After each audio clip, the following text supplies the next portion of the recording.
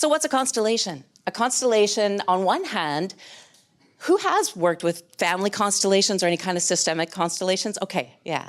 So probably if we asked everyone in the room to define a constellation, we'd get a different definition from everyone because there's so many different people that use different approaches. But we can say that for sure we're number one down there, mapping. We're taking the map out of the client's head and notice how they're seeing it right now. What's the story that the brain has about the situation, the relationships, how it looks?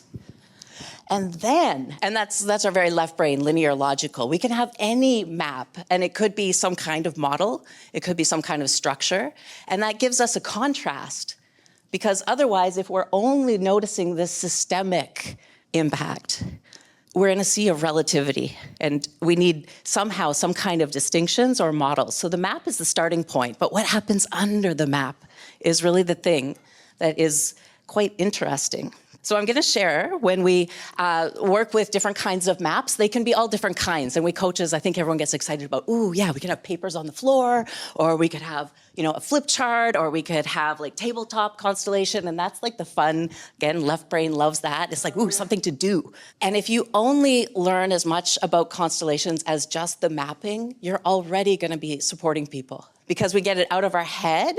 And now we can look at it from the outside. And just like a journaling process or the process of having a coach be able to notice us from the outside, we're already getting new information. Mindful constellations, like doing this in our own head, is a little bit tricky because our mind likes to jump around all over the place. So we don't have something static to notice the contrast if everything is constantly moving.